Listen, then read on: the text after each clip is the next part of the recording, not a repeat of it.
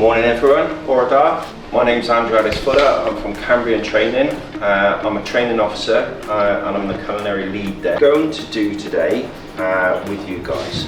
Has anyone cooked risotto before? Its foundation is Italian.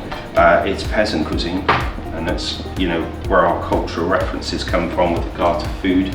Every culture has, you know, elevated food and Michelin star cuisine and stuff like that. But most of their cuisine is founded in what we call peasant cuisine.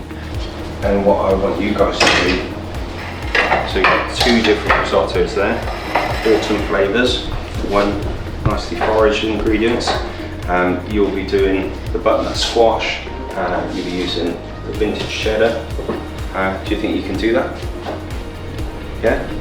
Is it going to make it look like this? I want you to make it look better.